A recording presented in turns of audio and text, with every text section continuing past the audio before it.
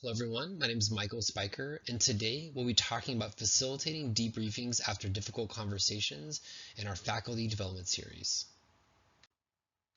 In terms of ACGME clinician educator competencies, we'll be talking about reflective practice and commitment to personal growth, well-being, and the well-being of learners and colleagues. For objectives, my hope is that by the end of the session, you'll be able to use the pause framework to debrief after difficult patient encounters. I do think that by providing some structure to how we facilitate these tough conversations can really improve the quality and how we help our learners debrief. The first question is, when is debriefing appropriate? And I think we all can point to tough conversations where we deliver a challenging prognosis and having this be an appropriate space to debrief with our team. But I would challenge us to know that there are a lot of events that might feel routine to us as more experienced providers, including patients who are angry or families who are angry or near misses. And these all might be spaces where this is a very new experience for a resident or a medical student and a really healthy and important space for us to be debriefing. And then the next question is, why should we debrief? And I think the obvious answer is it feels right on our team after having a tough encounter. But more practically, having a vulnerable and safe space to talk through a tough encounter fosters trust within a team. And I think through this culture of developing trust and showing this, we can build more resilient and more sturdy trainees. And we're talking about building a practice that is more sustainable and reducing burnout in the workplace. I do think normalizing debriefings is an important part of that practice. And I think through all this, the morale of the team and the health of the team is going to improve. I do want to point out that we are asking trainees to be vulnerable in a space where we debrief, and we also, for many of them, might evaluate them.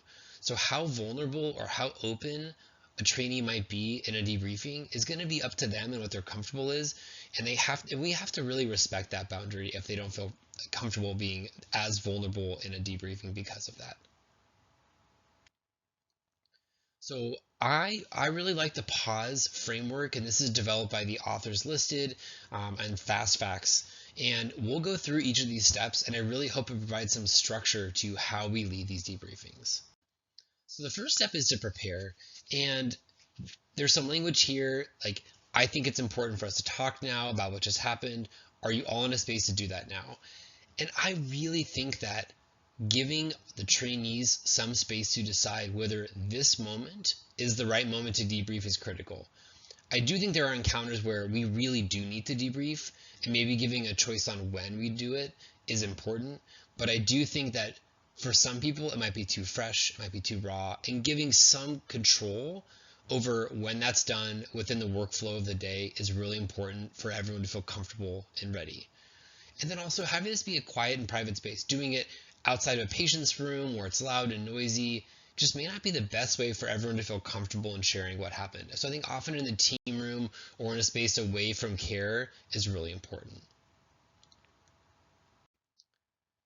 More in preparing, I think setting ground rules that people are not required to share, that what's said to a degree is confidential, and that we're not here to blame anyone. We're here to reflect. This is not for people to get in trouble, it's for people to reflect on what happened.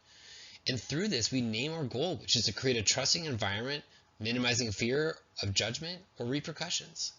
So I think that's really important that as the leader of the conversation, to set out really clear ground rules and a really clear trusting environment for everyone to feel comfortable sharing. And this next part, which is they name as analyze, is for the debriefing leader, which often might be the attending on the team, but could be a senior resident if they feel comfortable, is to get everyone on the same page. So there you provide a brief clinical summary and talk about what you just saw or what you just experienced, because it may be a different story than what other people share. And I think aligning the team members will help build shared understanding and have a healthier and more productive debriefing. And the next phase is really exploratory, asking, oh, and this is the understand in the mnemonic. Ask open-ended questions and invite participants to share their initial reactions. Asking questions like, how was that experience? How did that feel? Really creating an open-ended exploratory environment for people to really share. And I think this, as the facilitator, providing a lot of silence and a lot of space for people to share their initial thoughts. Then we can dig deeper, and this is the sentiment piece, exploring what went well, what was challenging.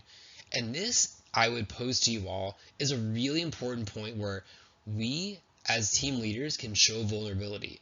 So if it was a difficult encounter where a patient was yelling, I might name that I felt really bad, or I felt really frustrated at how angry the patient was, and how that might have been really challenging for me.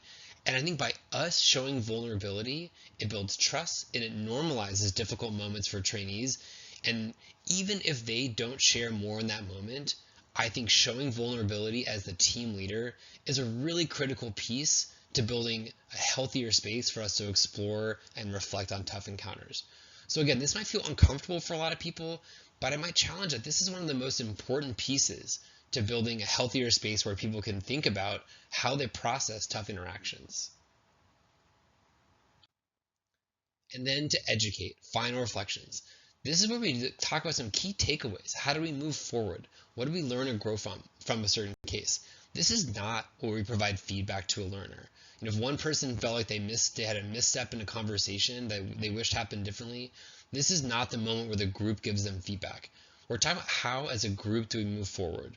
How do we? What are our takeaways? What are our main reflections? Not a space for feedback. So main take-home points, we all acknowledge it's important to do debriefings, but asking permission prior to the meeting is a really important way to give trainees control over when we meet, where we meet, to make sure that people are really ready to have these conversations. Just like when we deliver serious news to a patient and their family.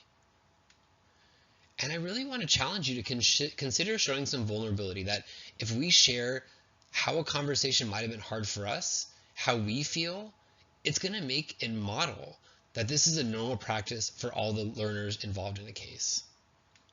And lastly, to be mindful of a possible dual relationship. We are asking the residents and the medical students to be vulnerable. And if they don't feel comfortable, it might in part be that we are evaluating them. And we have to respect this boundary if it's not something they're comfortable sharing. Again, we can show vulnerability, we can create a safe space, but there is a possible dual relationship in this fact, and we just have to respect that boundary. That's all I have. And again, I would refer to the citation here for more text, and thank you for your time.